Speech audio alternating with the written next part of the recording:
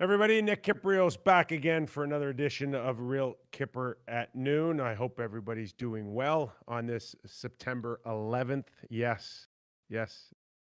I want to acknowledge that right off the top of the show that today is the 19th anniversary of 9/11.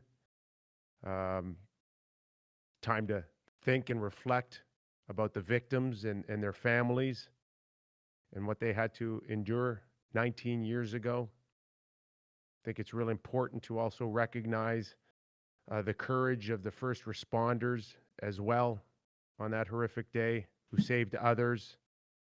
And today we have to remember the tragedy and the bravery and what followed after that. So we dedicate here at the Real Kyper at Noon show to all those people out there. So there is plenty to talk about, of course, but that had to be acknowledged right off the bat. We saw Dallas last night take a 2-1 lead. There's so much to get into, including the coach's challenge and is it worth the risk? That was the main topic on our thumbnail coming into today's show. So we'll get into that. Hudobin, Brayden Point, doesn't look like he's going to go tonight, nor should he go tonight. Come on, they're up. They got a comfortable lead. We can get into that. GM award now named after Jim Gregory. We've got some finalists in that as well. So a ton to get into. I'm not even going to hesitate to bring in Doug Maclean from Summerside PEI. And Doug, maybe a thought on where you were maybe 19 years ago. Well, it's funny. I was driving in town for day one of training camp on Highway 315 in Columbus, driving downtown to start day one of our second training camp. And I heard this news on the radio that a small plane had looked like a small plane had gone into the tower. Obviously got into the building, and all of a sudden panic set in. And I remember us closing the building at 2:00 in the afternoon at the advice of people in Columbus because of, bigger buildings being targets. But I just saw a clip earlier this morning of two firefighters on a stair machine, and they did 110 stories on the stair machine, both of them together, and 110 stories down. In honor of the firefighters who lost their lives. And to think of that, 110 stories those guys were in fighting that, that devastating fire and tragedy. But just to think of what they went through and thinking of the 110 stories up, down, and trying to save lives. It was, anyway, great to honor that group for sure. Well said, Doug. Well said. Okay, let's go to the Western Conference final last night. Doug, first of all, overall, you're surprised that Dallas is actually up in this series. Well, look, Vegas, by the way, I'm worried about George McPhee. I watched him in the press box last night. It's one thing he's got. So I first of all, why do the GMs have the masks on up in the press box? And the coaches on the bench with all the action and everybody around them, they don't have them on. Do we need anyway? Look, it's safe, so we're not going to comment and say anything. But George, underneath that mask, was frightening looking. Each time they missed a goal, they scored a goal, or had one scored against them, they would flash to George. So memories of sitting in that box, living and dying with every play. I could only imagine what you would be like in that box. You would be 10 times worse. They actually look calm compared to the guy that I know I'm talking to right now. I had a buddy come up and sit in the press box with me, Bruce Hickey, one time, and Chris McFarland, who was the assistant GM of Colorado. He's, by the way, in the running for the Arizona job. And Chris used to sit with me every night in the press box. And I had a buddy come up and sit with me one night, and every 40 seconds, I'd say, what's that all about? What's he doing? What are they doing? And the guy, when I left after the first period, my buddy turned to Chris, he said, am I supposed to answer all those questions that Doug asks every 35 seconds? So you get so carried away up there. It's unbelievable. I know. And Bruce Hickey just opened the door. The president of the Harbor's Edge Corporation just opened the door and he said, I lived it. I was the one asking whether I should answer the questions. I could have answered. But he could factor have answered in them. He said he was a bit of an expert. He could have answered them. factor in the stress of being in a contained environment. Oh. I don't think you would have lasted this long.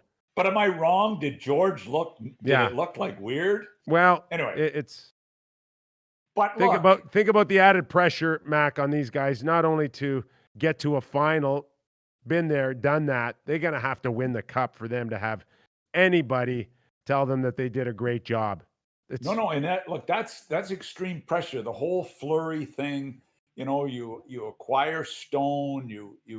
There's people acquire around Pacioretty. Fire Gerard Gallant. It's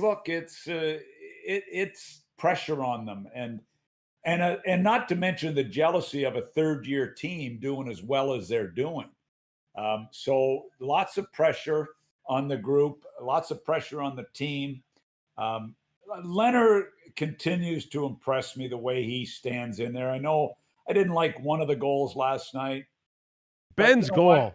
Ben's goal was horrible. Horrible. But it's a bad goal. Yeah, but the situation is he's under as extreme pressure as anybody over this Fleury situation, and he's battled pretty hard over you can't knock his numbers. I'm surprised going into the game the challenge they've had scoring. I mean, after the last game, it looked like they were getting it going. Last night again, Hudobin just when have you seen a goalie performance like that? Every technical Demko. goalie was it Demko like? It was like if you were a goalie instructor and they have all this movement BS they practice all the time, moving here, moving there. This guy was the anti-goalie coach last night. He was flipping and flopping and stretching. And I mean, every time he turned sideways, the puck hit him. I mean, it was so anti-technical goaltending that it blew me away how he's stopping the damn puck. But he was he was the first star of the game for fun. For fun, he was the first star. Well, I got a bit of a beef with Hudobin, but I'm not going to get into it right now. I'm going to kind of focus here on the Real Kyper at Noon show. This is episode 42, and we've kind of labeled this, is coaching, the coach's challenges worth the risk, Mac? And we saw an incident where John Cooper gives up the first goal against the Islanders the other night and had an opportunity to challenge the Matt Martin goal and chose not to. The threat, of course, is that you lose and you give up a power play goal and you're down 2-0 to start the game. So he backs off of it. Now, last night we saw another coach's challenge, and I say to myself, it looks like an easy call. Like, why would they challenge this goal? But they chose to. They ran the risk. I put out a message about 50-50 challenges being tough last night. Yeah. This morning, I put another one out saying 12 of 23 challenges, Mac, in the playoffs, coaches have lost. 12 of 23. Why do they keep going to the well? Well, they went last night to the well because when this situation happened, they brought up the record of the Dallas video coach. And his record on challenges, goaltending challenges, was over the top. 11-11, I think. Yeah. So, I mean, again, it comes back, who's making the call here? I mean, the video coach, like the coach on the bench has got to rely on his video coach to say, yeah, you've got a challenge here. And I love the pressure on the video coach here because they get lots of credit. The head coach gets lots of credit, but you can't, with what you've got going through your head on the bench, for what Rick Bowness has got going through his mind, for him to really look at that goalie challenge in 10 seconds and say, no, you're counting on your video guy to tell him, Mac, you got to challenge this. That's easiest, where I think it's coming from. It was the easiest call in what I've seen in many years, that there wasn't enough evidence to overturn it. Anybody with any type of average IQ hockey-wise would know that that call's not getting overturned based on the information and the consistency of the National Hockey League, that you have got to be, it has to be overwhelming obvious, right? Egregious call. It has to be something that everybody can see was a mistake and you have to fix the mistake. That is not the case here. Well, why are you burning this thing? I listened to the intermission on TV last night. They spent 17 and a half minutes on this call. And then finally they had to go to Mr. Burke to, well, what did he think about it? Well, you know, he's always going with player safety or the league. You know that. But, I mean, they finally, it was like totally torn on whether it was goalie interference or not. And I'm thinking, are you guys serious? Come on. They got away from this a while ago saying we can't have these little plays affecting it. Okay, and this is where I've got an issue with Khudobin. As great as he was on the penalty kill, this is my biggest issue with Khudobin. He tried to sell it. Okay, he tried to sell it, and he leaned over towards Stone, and then he looked at the referee right away. He set that call up. And in fact, what he ended up doing is, whether it's the video coach or Rick Bowness, Khudobin put those guys in a bad position to challenge it. Somebody said Rick Bowness mentioned that Stone slew-footed him. Oh. That can't be true. That can't be true. But listen, in fairness to Khudobin, he was falling all night in the crease, frontwards, backwards, sideways. I mean, this guy was fighting to stop the puck so badly. He was exhausted mentally, physically, and yet he kept stopping the puck. So you can't give him a shot. I am. Seriously, you can't give him a shot for one little it's dive. Not a shot. For one little dive, you can't go after him. It's not a shot because he did bail out his team. And I think maybe there was a part of him that maybe even felt a little bad on how it turned out based on his reaction. But I think it's a pretty good lesson for any goaltender out there to say, be careful what you try to sell, because the evidence is the evidence. And there always is going to be incidental contact. There's always going to be. Our game is our whole game, Mac, is based on subtle interference, soft interference. That will never go away. That was nothing more than soft contact. The big question was, did Stone do everything he could to get out of the way? What do you want Stone to do? You know, stop and go back behind the net? Take a seat in the first row? Like, sir. But anyway, look, it was a long process and a long discussion, and I'm glad everybody got it sorted out. But anyway, the league is not going to get sucked in to those type of plays. It's Stanley Cup time. You can't get sucked into those plays, especially when every game is a one-goal game, or at least that way it's trending in this series at times. Okay, and who had in their pool Penny's brother scoring the first goal on a breakaway? And I'm talking, of course, Jamie Alexiak. I loved his comment the other day that he's using this playoff run to get out of Penny's shadow. Well, he got out of Penny's shadow last night with a breakaway. Like, would Blitzbet take this guy, Penny's brother, to score a goal like that on a breakaway? On a breakaway. I want those odds. How did he get a break? And I know the coverage was confused and he's at the point. But a breakaway goal?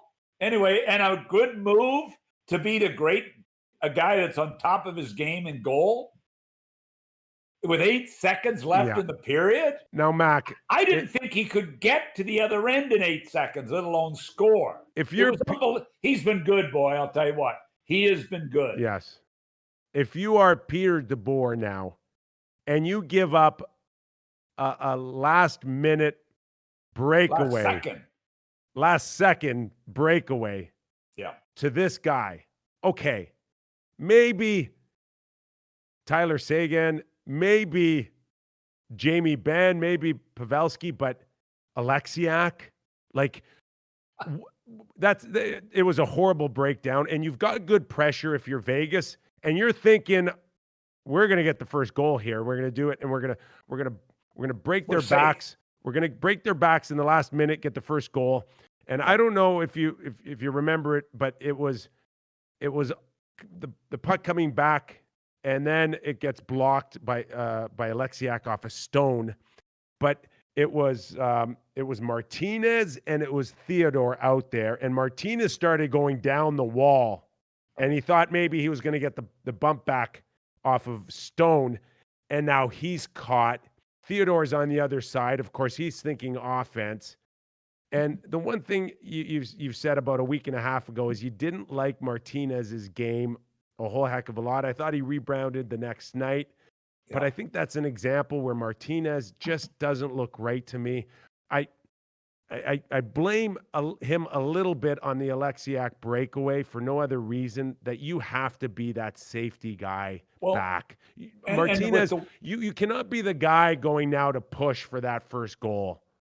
And Nick, I mean, nobody is going like Theodore is going. He's going nonstop. And Martinez has been dealing with this since game one of the playoffs. Theodore goes every opportunity he gets. He's playing terrific hockey. But you go like that, your partner eventually wears down a little bit. And to me, Theodore, as great as he's been, has got to play with just a touch more responsibility defensively in these close games. You got to pick your spots. But you know what? He's been that good. But I mean, for him to get it at the blue line and get to the other net without one guy catching him was a little surprising. But hey, great on Jamie. He's been very good.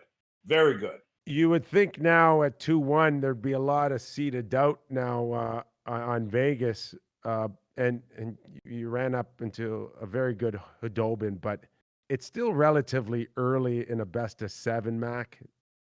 Just 3 games in. I watch Hudobin now, and I think it's going to be a bit of a minor miracle if this guy can actually see this series through 6 or 7. He was laboring on the penalty kill. He made some great stretch saves, but he was laboring now. Is that he claims he's not hurt in his post-game comments, but meaning what? That he was cramping up? That's the only thing that I could think of. He was cramping up. Well, first of all, is there a pumpkin any redder than that one through his mask? I mean, that face is so red. But when he went down and it looked like he pulled his groin, I thought he was done. I couldn't believe he came back from that. I thought he was done. And he battled back from that. And I'll tell you what, he looked last night late in that game like you looked when Oprah passed you in the New York Marathon. Remember when you did the New York Marathon and Oprah passed you? It's in my book. That's exactly what he looked like late in that game last night. For the record, Oprah didn't run the New York Marathon with me, okay? She ran a Chicago Marathon, not the New York. It was with you. No. I thought she passed you. Do not give our viewers and listeners bad information, please.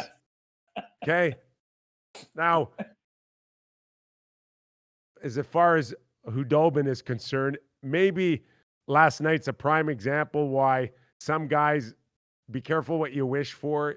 And I'm not sure he ever wants to be a number 1 goaltender if that's what you have to endure in the playoffs. Because he looks to me like I don't know whether or not he's got the strength or the mental strength to see this thing through. Well, like you look at that body language and you look at others who are known as being bona fide number 1 goaltenders, and it's slow and steady wins the race with these guys to win a Stanley Cup. But I don't know whether Hudobin can hang in there. Well, I'll tell you what. Obviously, the great news is Bishop practiced yesterday, and Bishop is looking like he's getting very close to being ready. If in fact they need help, the guy deserves so much credit for the way he's played all playoffs. I don't want to. He's been a big story in these playoffs, but yeah, he had a tough series. I mean, the number of goals it was target practice against Colorado some nights. Now he goes in against these guys that crash the net, go to the net, battle, and are great off the cycle. And here he's battling through with a win. I don't know if he can last. I don't know if he can. But the good news is Bishop is practicing, so he could come in. But they are rallying behind this guy. They are loving this guy in goal. And is that carrying them a little bit? Sure it is. But how long? I don't know. Nick Kypreos, Doug Maclean on the Real Kyper at Noon show. Keep the comments coming. Let us know what you think of Hudobin. Yes, it was heroic last night. Those kick saves on the penalty kill in the third period were unbelievable. And the only reason, let's face it, that Dallas is up going into it. But can he carry this thing through? Does he have the mental and physical strength right now to get the job done for Dallas? Let us know your comments. Let us know how much you're enjoying the show. Hit that like button for Doug. Smash it. Love it. Any other terms you want to use, Mac? Pound it. Pound it. Subscribe. Make sure you hit that subscribe button as well. Okay, Mac, let's switch gears a little bit. How come when I try to hit the like button when you're on with Panger, it goes black? It doesn't go black. I think the reason is because I already hit it. You can only hit it once. I thought you could hit the damn thing a lot, but you hit it once and it goes black on you. I thought maybe it was because they tend to hit it more for Darren Pang than they do you. No? Do you think Panger's struggling? I mean, he obviously the system broke down with Panger yesterday. What's that tell you? Just one more thought maybe on goaltenders out of the Western Conference before we kick it in towards Dallas and the Islanders tonight. Is there a thought that, again, this series is early enough that maybe even Peter DeBoer might put Fleury back in? Or are we past that now and it's Lehner's net? I think we're past that, and I really believe that. I mean, he's their goalie of the future. He's the guy they're going to tie their wagon to. And as we mentioned, Fleury, is probably going to end up back in Pittsburgh. I don't see them going back unless something desperate happens. But I didn't like one of the goals, and I'm not sure I liked two of the goals last night. But he's been good. Yeah, and he gave them a chance to win for sure. Yeah. But I didn't like the Ben goal. That one bothered me because he was there, Mac, and it was sealed. The 5-hole was sealed, and then for whatever reason he lifts his stick up and gives it to Ben. About you got the late goal with 8 seconds left. You've got the Jamie Benn goal. You've got the other one that Jamie Benn almost won it with 8 seconds left in the game when Sagan made the nice play. Him and Radulov made the nice play to Benn in all alone with what was that 4 seconds left when he got the puck and almost scored in regulation. So you can't give up those type of quality chances to the opposition star players that late in periods and games. Just of note too, Mac, on the Alexiak goal, we talked a little bit about Martinez and Theodore. And if you look at that game-winning goal 31 seconds in, Nate Schmidt's up pressing towards the offensive zone. And I think it was Riley Smith that had a 1-on-3 or even a 1-on-4. And at the top of the circles, he doesn't get the puck in deep. And Nate Schmidt's right there backing him up, which he probably think might be a good forecheck. And then there's McNabb, who I believe was trying to get a line change off. And for good reason, he thinks we have puck possession. It's going to go in deep. and he gets caught on the same side of the bench as Nate Schmidt, and it leaves a wide open Radulov for a quality chance that he buries. But it just seems to me, as good as Shea Theodore is, underneath him, man, it gets a little vulnerable for Vegas on the back end. I really think that the only way Vegas doesn't win this series is if, and I've been talking about, you and I have been talking about the vulnerability of their back end for a while. It's the one area that I'm not sold on. You love Schmidt. I'm okay on McNabb's fine. I don't see McNabb as a top 4 guy. But he's there's, in there. there's foot speed issues with McNabb. Yeah, and I love what McNabb's been able to accomplish, and he's a quality kid and all the thing. But I think they're, with the big power forwards on Dallas, they have to do a better job of getting to this back end. They did on a couple of goals last night. They did in the first period. They've got to use their big body forwards to wear down this Vegas blue line. And to me, they haven't done it yet. Yet they're up 2-1 in the series. Okay, game 4 for them goes Saturday night. But tonight we've got Tampa Bay and the New York Islanders slated for 8 p.m. Mac, I got to ask you first and foremost, the John Cooper celebration on the game-winning goal, your thoughts on it, and have you ever had anything close to, I don't know, was it a pumpernickel? Was it the fist? Have you ever had any moments like that besides maybe throwing gum at a referee? The only time I've ever had moves like that was on a dance floor. Not behind the bench. Now, I've jumped and I've grabbed the assistant coaches and I've been excited and I'm pumped, but I might give it one. But that's the first time I've seen somebody do a Michael Jackson moonwalk across the bench. What? Like the first time I've seen a Michael Jackson moon dance back and forth across the bench. And I'm thinking, Coop, we know there's pressure. We get that. But just save that for your favorite bar in Tampa. Save that for your favorite bar in Tampa. Great advice from Great Doug analysis. Maclean, especially in South Beach. You win the cup, you take it down to South Beach. I like Rick Bowness. Rick tried to do a little shuffle too, a couple, but his just didn't. He doesn't have the same moves. Rick's more my vintage. He doesn't have the same moves as Coop does. The guys were even caught off by Rick's little shuffle there. And it wasn't just the thought for Cooper that they were going to win the game. Yeah. It was, I don't have to go into overtime with 9 forwards. That's what he was really excited about. And I don't look, I've lived it where you're winning overtime games in the playoffs and you're trying to get to the next round and trying to get the finals.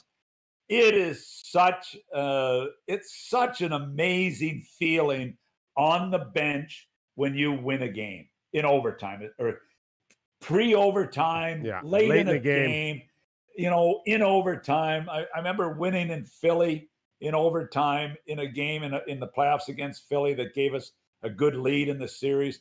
If I'm not mistaken, Mike Huff scored the goal, and I'm thinking, oh my God, I love you, Mike Huff. But anyway, you know what? It's such an unbelievable feeling. I never would criticize anybody, but cut back on the moonwalk. How many times as a coach were you in a position where you could have taken your roster to 11 forwards and 7D on the starting sheet? And were you tormented making that decision, or was it you didn't have to overthink it sometimes? You just knew it was the right decision? I did it a lot. I played Jason Woolley. If people can recall Jason Woolley, I dressed him as our 7th D. And I'll never forget Jill just giving me a blast. We're playing in Pittsburgh.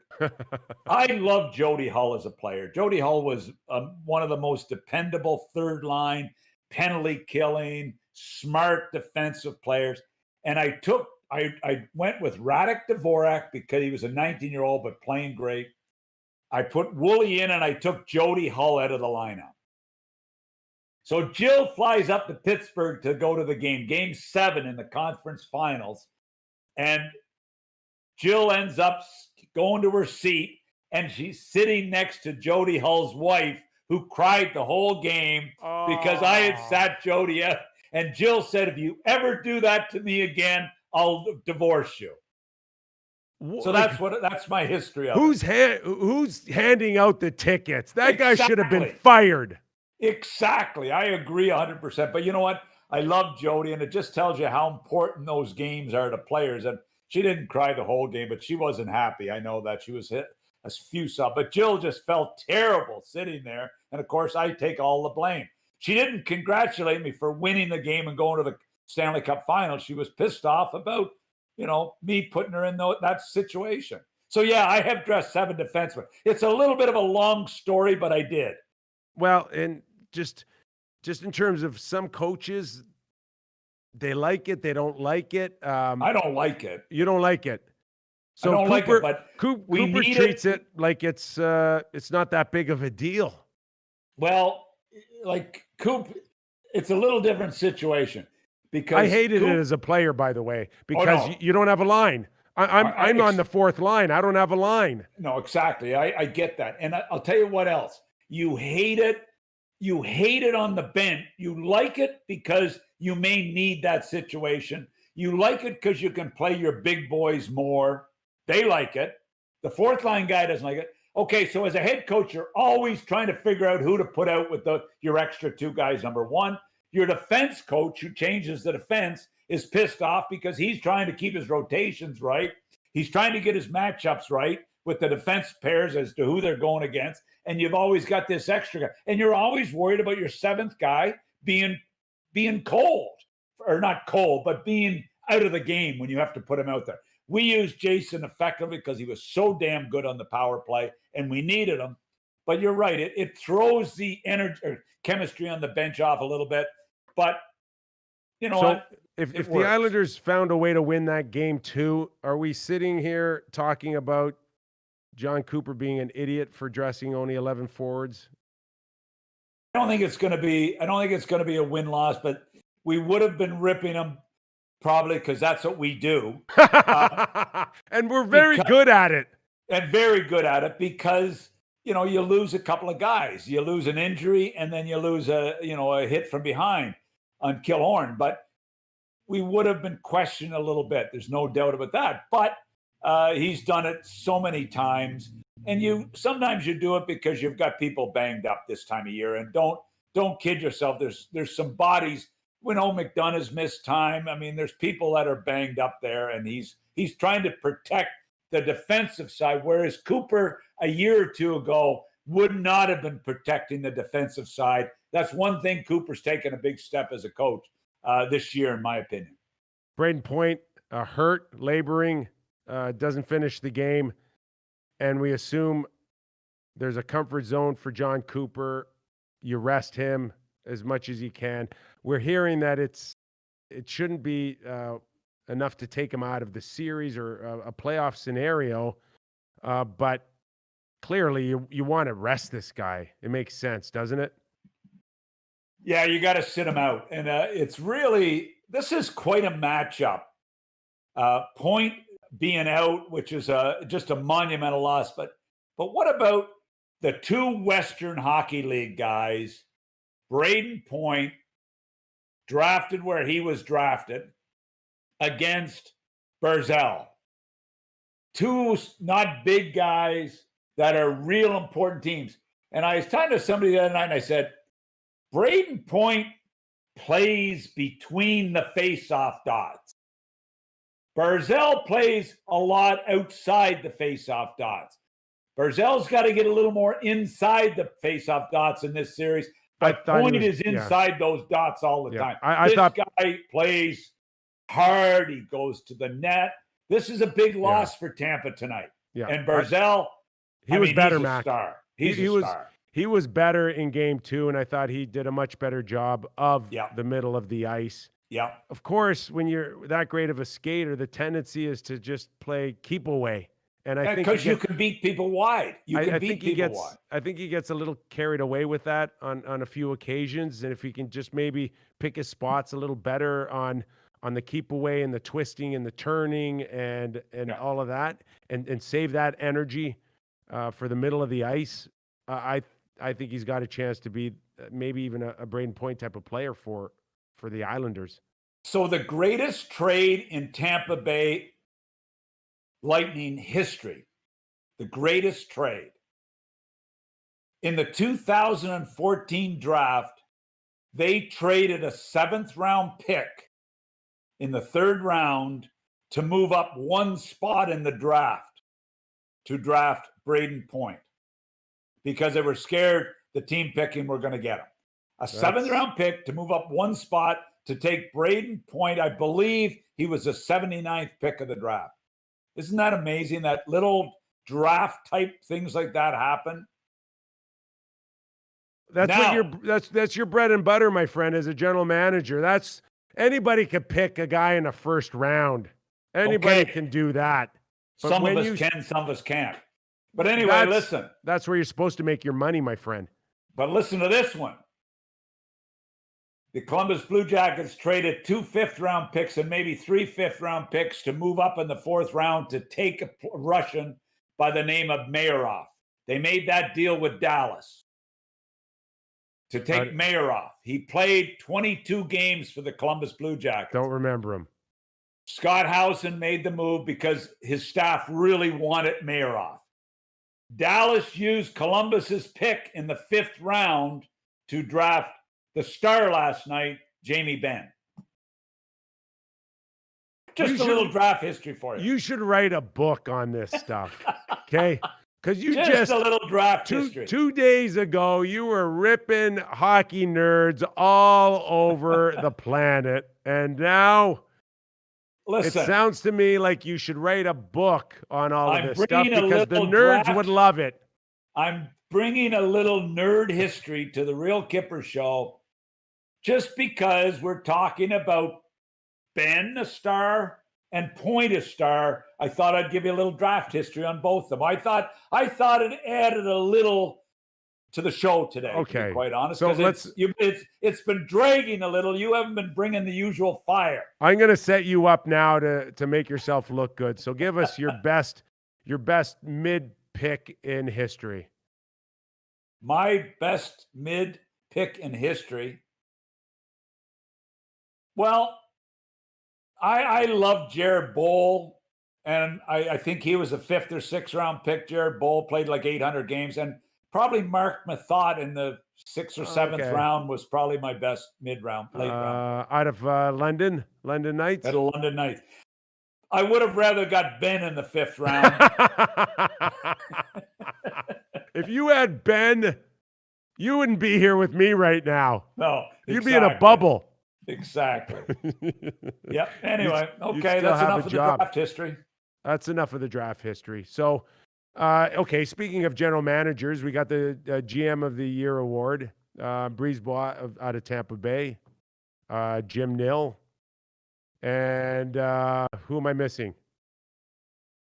Come on, Mac. I don't know. I didn't pay any attention to it. Oh, I wrote it down anyways here. Now, Brisebois, we know that the nuts and the bolts of the team are there from Stevie Yzerman, but he did go out there and solidify the bottom part of his lineup. Is that enough? Oh, of course. How can we forget Lou Lamoriello? That's the 3rd one, Lou with the Islanders. But is Coleman a pickup of Coleman and Goudreau enough for Brisebois to get the GM of the Year award? You know what? Or is that too easy? Is it too easy to give it to him? I think that, the Hedman, the Stamkos, the Point, the Sorella, the acquisitions, the McDonough acquisition. Look, I don't think, to me, I like the job Julian's done. I don't see him as the winner. The Coleman deal, the deal with San Jose, have been real good deals for them going into this playoff. He gave up some big assets to acquire those two guys, but they've certainly helped and done a good job. Something they were really missing. Jimmy Nill. I mean, I think Lou Lamoriello, is Lou Lamoriello done the best? I don't know. All three of them have done great jobs for me. We assume that Lou is the most overachieving out of the three. Is that fair to say? The Islanders, we had them as a good team, but not one that's supposed to have gotten to a conference final. Look, Lou Lamoriello made one unbelievable deal. The one major deal he's made since he took over this team was hiring Barry Trotz. And he deserves full marks for that. That, to me, was his most significant. The worst defensive team to the best. Yeah. And Trotz deserves credit. Now, they did bring in some extra pieces. He brought in Brassard. He's brought in some extra players. But to me... Pajot's got to get going. He paid an expensive price for was Pajot. Real good prior to this series. To this series. So, but we just take Lou for granted, don't we? We take Lou for granted because he's done such a great job over the years, over a 30-year career. So we take him for granted. We like to go with the sexy guy, Brisebois. I happen to like Jimmy Nill a lot. I think he always does a real solid job. He's a quality person. I'd be cheering for Jimmy Nill is who I'd be cheering for, but I'm doing it sentimentally. Well, I'm glad at least you went with the youngest guy as the sexiest guy.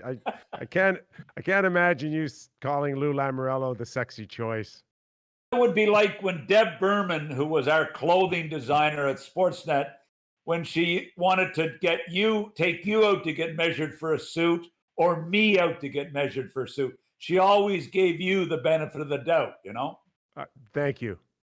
Thank you for that. Now, interesting now, I think the general manager's award has been around for 10 years? You were never in a situation to win it, correct? I was up for coach of the year a couple of times. Okay, but my point was there was no GM award back then. Was there when you left? Brian Burke started it because he thought he could win it a few times. Well, actually, watching the show last night, they wanted to give Brian Burke full credit for naming it the Jim Gregory Award, which is a great honor. Great honor. I hear there may be a few people in the NHL office that don't agree that it was Brian Burke's idea. That surprises me. But you know what? I think the Jim Gregory honor, yes, for the GM of the year puts a real. It changes the meaning of the award to me because I had so much respect for Jim Gregory. I'm thrilled that that's the case, and whether Berkey initiated or not. It doesn't matter to me, Well, because you're a type of guy that never needs any credit anyways. Exactly. And Brian's the same way. Brian doesn't need any credit. No, exactly. We're You're way beyond that. Yeah, way beyond that. Yeah, okay, Pinocchio. Okay, let's bring in Jordan because I am going to boost tonight's game. What's Am up, guys? I not, Jordan? Yeah, totally. So last night we were a little off, but we're going to get back on track today, right? Where were we a little off? Well, I mean, the night before, excuse me, as we were talking about the Islanders for the last time. I was off on Anders Lee scoring, and that's a hard one. You got to give me, you're asking me to, what's the percentages of picking a goal scorer in a hockey game? They're not very good. That's why we give you great odds. Yeah. And Anders Lee had every opportunity on the power play to score. I think he had 5 shots on goal. You know what, Jordan? I'm going with Anders Lee again to score. Yeah, I think that one thing that we try to teach here is that the process and results are very important things to balance, right? 5 shots on goal. a lot of shots on goal. Eventually, maybe one will get in the crease, So Mac, stay with me here, buddy. We're going to see a lot of goals, or we're going to see very few goals tonight. Vasilevsky, first of all, we have to tell Jordan that when he said, well, with Lee getting 5 shots, maybe we'll see one get in the crease. Getting in the crease isn't a goal. It's got to get over the goal line, Jordan. Oh, I didn't know that. I'm sorry. I apologize. Give him a break, Doug. He's a basketball guy. I know. I'm just trying to help educate. Hey, I appreciate it. Before the show, we had a great convo about lobster roll. I got educated on that as well. I'm learning all around. Clearly, it's Friday on the Real Kyper at noon show because Doug is really throwing everybody under the bus. So, Doug, are we going to see some goals here? We're going to see a goaltending battle. You know what? With the goaltenders playing the way they are, I don't think we're going to see a lot of goals. Vasilevsky to me is the best goaltender still playing in the playoffs. I mean, watching him through the Columbus series, through the Boston series, through this series, I don't see any weaknesses with this guy. So I don't see a whole lot of goals being scored against Tampa. If the Islanders are going to win, it's got to be a 2-1, 3-2 win. It's got to be. Islanders tonight have their best chance to win the game. I agree with the Lee pick. I think he's been a horse for them. But I don't see a lot of goals. Okay, so that means, Jordan, we're going to take the under, correct? Absolutely. The under at 4.5 in the game tonight. So stay tuned to our Twitters, BlitzBet as well, and they'll be boosting both of those odds. So actually what's really cool with the individual goal scoring stuff, like BlitzBet wasn't going to do that until the Stanley Cup, but we said, hey, like we want to talk about some individual players, give them some special offers. So literally the only reason that we're getting to talk about these goal scorers are for the fine people in chat, for Will, for Soler, for Jeremiah, everybody. So that's the reason that we're doing it. Is anybody talking Barzal getting the winner or just Lee? So we could honestly do whatever we want, right? Like we could say, hey, we want to do Barzal, and we'll get that. If that's what you want, though, we can put a message in and see if we get it mid-show. Well, you want Lee, Kip? I'm going to take Anders, yes. Yeah, let's stay with Anders. He's one of their character go-to guys. By the way, for you football people, I did tell the story. He was Mr. Football in Minnesota, right? Yes, you did. That was a good story, too. I did not know that. And an unbelievable baseball player. Great athlete. Oh, unreal. Great athlete. And just a note, if you want to put $1 bet on Anders Lee, that enables you to enter a contest to win a Harley Davidson. Mac, I talked to Darren Pang the other day about giving away the Harley, and we might even try to get one of those side carts so we can put him in for the ride. I was going to say they don't sell those little wheels to go with Harleys that he need. It's like tough enough like Panger could not handle a Harley at a stoplight.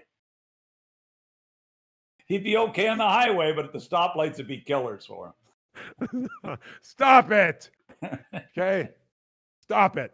Hey, Jordan, it's Friday, so why don't we take a few comments and fire them over to Doug? Cool. Because I'm too busy laughing. Yeah, we have a couple saved, so no worries. I want to know who the best GM in the NHL is. No one has asked this, but a lot of times we talk about the coaches that come through, right? We talk a lot about Torts. We talk a lot about Chaika because of negative things. What side are we on? Like, who is the guy who has made the most moves out of the least opportunity? This is a very, very complicated question because if you would have asked us 5 or 10 years ago, we could have given you a definitive answer.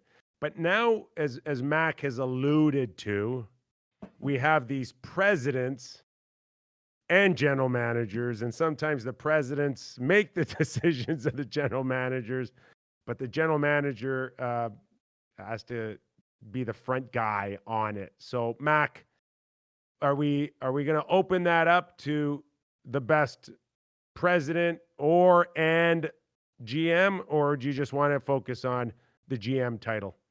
Well, the president of Hockey Ops is sort of dwindled. The only one being able to hold on is John Davidson, and he's done it 3 or 4 different teams. He's the only being able to hang on to that title because I think owners are getting fed up of double dipping on the salaries for 2 guys.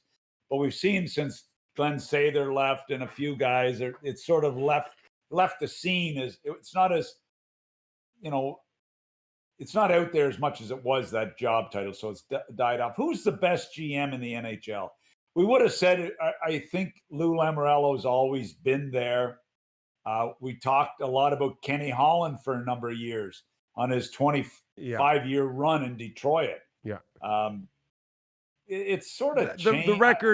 The record really speaks to Lou Lamoriello, I think, more than anything. The number of trips to the playoffs, the Stanley Cups in New Jersey, and he's not done. He's not done. Clearly, he's had an effect on the New York Islanders. The decision, Mac, you talked about his first one, getting a great coach in Trotz, and we'll see how far he takes this scenario in the bubble with the New York Islanders. But I can't see anyone saying that over the course of a very long stretch that there is a better one than Lou Lamoriello.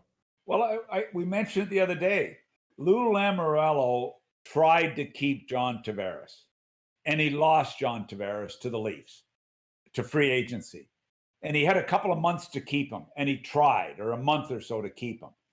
And to think that the Islanders are where they are without their franchise player in John Tavares, what does that tell you about the job Lou Lamoriello has done? He's 4-0 in the playoffs, moving towards 5-0, and Johnny T, as I said, is 0-4 with the Leafs. It's hard to believe. It's hard to believe that the Islanders lose John Tavares, John Tavares was terrific for the Islanders. He really was. But to lose him and still be in the conference finals, that tells you what job Lou Lamoriello has done, in my opinion. And time changes everything, including philosophies and planning. And we've got these younger guys that are coming in fairly quickly and hitting these general manager jobs. And the two that come to mind for me are Kyle Dubas in Toronto, and just recently departed Chaika in Arizona. But think about now, even Brendan Shanahan, and how history will treat him, that he chose Kyle Dubas over Lou Lamoriello. And who knows who's going to get the last laugh here? It could be Brendan Shanahan in 2 or 3 years if Kyle makes the right moves and there's success there. But there's also the fact that, the Lou Lamoriellos, the Kenny Hollands, they're not ready to relinquish to these young kids with maybe a different blueprint on analytics. It's just these kids still, and I refer to them kids if they're in their mid-30s, have still a lot to prove here, Mac. Yeah, you know what? I think we've seen it even move way. Like Bill Zito gets the job in Florida. Well, Bill Zito at least has spent 6 or 7 years as an assistant GM, and prior to that as an agent with a reputable agency for his training. You know what? I still think experience is still an important part of the job. And that's not a knock on, it's not Kyle's fault or it's not Chaika's fault they got these jobs. It's like, what you can't, for Lou Lamoriello to be replaced when he was replaced was, and I understand Kyle had a chance to go somewhere else maybe, and that was the reason, but how do you go by Lou Lamoriello with his experience when you're at the crossroads of building this franchise? It didn't make sense to me. And you and I know Lou was not happy about this. He wasn't happy. Well, come on. Any player or any employee for that matter, you get a chance to be part of an original 6 team and one like the Leafs that's starving for a championship. We all, and I did it as a player, Mac, we all fantasize and dream about being part of that solution that so many have failed in the past. That's the lure. And also the lure is Lou would have felt he was halfway through this rebuild. He Lou would not have sensed that he was anywhere close to having the Leafs where they needed to be. Not even close. And that would have really pissed him off. No doubt in my mind. He's too classy to ever say it, but I guarantee you it would have really bothered him. So, hey, it'll be a history. We'll see. I mean, Lou has been a great GM in 2 franchises, Jersey and in the Island, and he was a good GM in Toronto, getting things turned around there. So, Is to that me, our it's choice? not even close that he gets the GM's award this year. GM of the Year award. Yeah, the Jim Gregory Award. Pretty in-depth answer to your question, Jordan, by the way. Yeah, I appreciate that. I felt like I was getting Did schooled. you I got it. I took take notes. I got it. I have my little Apple Pencil. I'm ready to go. Next Plus, question. you know the rule on the crease now, too. I do. Could you define the crease, actually? I was going to Google it, but I wanted to stay It's focused. called the goal line. You have to get the puck over the goal line. Yeah, I The understand. crease is the area around the net that the goalie, you're not supposed to go in, or you'll get charged with goalie interference. Okay. Well, thank you. Noted. Next question from our friend DR Hockey, a regular in the Real Kyper at Noon show chat. Is that his real name? Is that his real name? Maybe that would be an interesting name, but I would really question his parents' choice. DR Hockey. Okay. So where's Henrik Lundqvist headed next season if he gets bought out? Do you think he plays? We've heard some talk about overseas, different team. What are your thoughts? He's looking right now at all his options. And, some are suggesting that the Rangers are going to buy him out early here. And, Mac, maybe you can talk about this, but I think there might be a couple of different scenarios, or at least options on when to buy him out. So I don't think we're going to hear any type of news on Lundqvist anytime soon. But it is inevitable that the Rangers are not carrying 3 goalies next year, and he won't be one of the 2. Yeah, I don't see Lundqvist being back there. Buying out probably is the option, and there's going to be an amazing market this summer for looking for experienced backups. We talked about that the other day. Like, who better than Lundqvist to come in and be a mentor for a young goaltender? He still has lots of game. But to me, it's in a backup role now, or as a mentor. I hope he doesn't. I hope he doesn't retire. I get the sense, Mac, that he does not want to play anywhere but New York.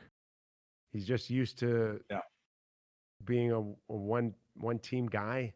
Then he won't be. Then he won't be probably playing in the league. Could you massage that cap hit for 1 year to the point where you could bring him in somewhere else, if he'd even be interested in that? Well, I think he if he's bought out, then that's where it becomes attractive for teams. I don't think you can massage. You can't. You can't pick up. You can't pick up the salary, and nobody can pick that up with the way teams are scrambling right now. And I'm talking to teams the last couple of days are going through major organizational meetings right now, trying to figure out where they are cap-wise, what flexibility they have, what they're going to do with their young players who may not be playing in college, and so on and so forth. There's a lot of organizational talk right now, but the number one issue is flat cap. I will say this. I talked to an executive in the National Hockey League the other day, and you know what he says to me? What's the rush? Where are we going? Yeah. What's the rush? What's the rush? Well, so the only rush is you've got certain people, your key people, you have to make sure you have room to sign. That's all. But there's no rush here. I mean, are we going to start playing January 1? I say January 1 if we're lucky. No. It's not happening, Mac. Yeah. It is not happening. I've talked to enough people to say it is not realistic. That the thought would have even been at Christmas or before Christmas. And it's like, no, they still can't get families in to watch the players in Edmonton yet. You know, they can't cross the border. A lot of families want to, if the players, are looking at their first Stanley Cup final, families, wives, kids, dads, moms, brothers, sisters, they like to be in the arena. They can't even get that yet. Well, it's it's a real unknown, and we saw the article by Saravelli saying 17 teams are laying off people. I mean, let's not kid ourselves. The day after this Stanley Cup playoffs over, there's going to be some major financial moves made across the board, whether it's in the NHL, the minors, TV. There's going to be some major moves made financially because of what's in the forecast. Yeah. I would have thought maybe the Kapanen trade would have triggered a few more non-participating teams to make some moves, but and it's funny because we hear that Kyle Dubas has a few pieces out there for the Leafs, and I use them as an example, including Frederik Andersen, and the price. And the talk is that he's asking for a big piece in return, right? And again, talking to different people in organizations, and they look at the Kapanen and Jimmy Rutherford giving up a first rounder for Kapanen and Mac. They're saying to me, if Kyle Dubas is desperate to unload contracts, then why is Jimmy giving up a first rounder? Why isn't the first rounder coming from the Leafs along with that contract? Because you're the one that's painted in a corner, not me. Exactly. So, you know what? There's going to be some really interesting things that transpire here with people trying to move contract. But like you said, what's the panic right now other than teams talking about we've got the flat cap? And we also have heard rumblings that there's a lot of teams may have their own in-house cap, and it could be in the low 70s, which that would be absolutely frightening to general managers if they're sitting on what are the available funds I'm going to get from my owner to put towards players. Oof. That would be a frightening situation if you're looking at an in-house cap. The flat cap is going to be bad enough on teams. So can we end the Real Kyper at Noon show on a happy note, please? Can you do that for us? Jordan, you got one for us? I'm not getting one out of Summerside. Hey. PEI, I can tell you that. Always bring it. Okay, so this is for a little tease for the Real Kyper at Noon fans, but yesterday, midday, we caught up with Hall of Famer, legendary defenseman Scott Niedermayer, and we had a very large conversation talking about, skating and what it takes to really succeed today versus back in the past generation. What's the most important thing for a defenseman to have? Is it skating? Is it strength? Is it the ability to play a little offense? Please give me your thoughts, and we'll end up. And just a note: it was great of Scott to grant myself and linemovement.com that interview, and look for that next week. It's a great one. And Mac, we look at all those great young defensemen, and what do we say? And I brought this to Scott in the interview: is how good does it feel when you see Miro Heiskanen and Hughes and Cale Makar and all these great defensemen, and they're like, he skates like Scott Niedermayer. Well, what they all have in common, in my opinion, and two major points. Number one is the way they skate, which Scott Niedermayer is one of the greatest skating defensemen of his time. And the number two thing they have, which Scott had, was hockey IQ. Skating, hockey IQ, that is for a defenseman. And we think back to a guy like Nick Lidstrom and all the greats, Bobby Orr. What did they have? They could skate, and they had unbelievable hockey intelligence. Well, and, it kind of goes to the theory of, Mac, your philosophy as a general manager or a president was, how do you build a championship team? Is it from the net on out? That's the philosophy I believe in, which means that I can appreciate a number one centerman and being the cherry on top of the sundae that completes that middle meaty part of the game. But your general has to be a guy that plays 25 minutes a night, and that's not your number one centerman. That's a defenseman. You have a number one defenseman in the National Hockey League. your chances of being successful go up a lot. And you look at all the teams, and Mac, the Islanders are a great example. Are they a good team? Yes. Are there good players on that blue line? Yes. Do they have a number one defenseman on that team? Answer that, Mac.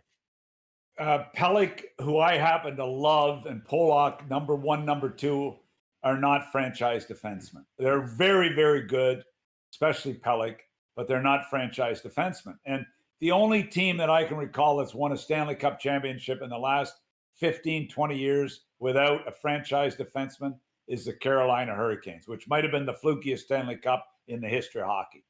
I mean, there's so many teams that have had, whether it's a Pronger, whether it's a Lidstrom, whether it's a Potvin, whether it's, Niedermeyer. I mean, it just goes on and on. That number one defenseman. And trust me, they're hard to find.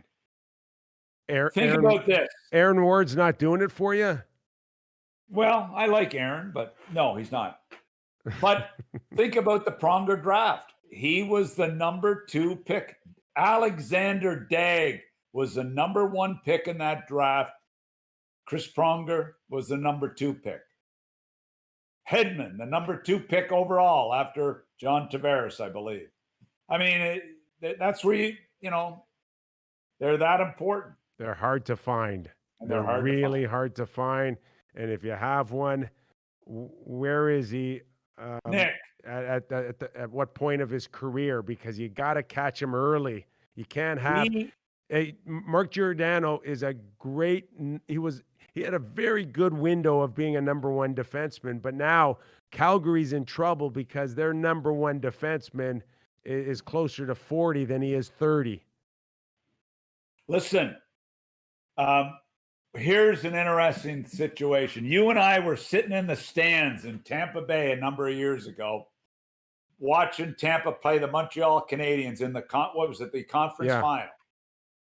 And the fans we had really shitty seats, by the way. Oh yeah, we were like two rows from the top. We were with Sportsnet when they really weren't a network. But anyway, they were vicious on Victor Hedman. Remember that? Vicious. The fans were vicious on Hedman. Calling him a wimp. No. It was unbelievable. No, I remember it completely. He is brain dead when he goes into the offensive zone. That's what the guy next door told me. And now look at him. And you know what? We've seen it all across the league. Letang gets hurt. Pittsburgh have trouble. I mean, I don't see him as a franchise defenseman, but he's a real good one. Oh, when they won, Mac, Pittsburgh aren't as good. Letang got the job done when they won their cups as a number 1 defenseman. Big time. No question. When he gets hurt, they're not the same team. So that's a critical position. All right, Jordan, listen, we're going to let you go. We're going to let Mac go because he's got a big weekend. What are you doing, Mac, raking leaves? A little golf this weekend. I just played 9 holes yesterday, Clark and I. Clark had a 36 and I had a 46. I wasn't happy with that. So I got to go back at it again tomorrow morning. I got a 7 a.m. tee off, and we'll see how that goes. Well, good luck. It's been a good week here on the Real Kyper at Noon show. For all of you out there that continue to be our loyal followers, thank you so much for being with us on a daily basis. We hope we find you entertained, informed, and getting a few chuckles out of the very entertaining Doug Maclean out of Summerside. Mac, enjoy your weekend, and we will see you here Monday. Also, I know earlier in the week we started discussing the Vancouver Canucks. Let's next week start getting into how to fix certain teams in Canada. Why don't we start with the Toronto Maple Leafs on Monday? What do you say, Mac? Sounds good. Okay. For all of you, thank you so much. If you get a chance, do a rating and a review on the Apple podcast for us, and we will catch you Monday. Enjoy the game, everybody.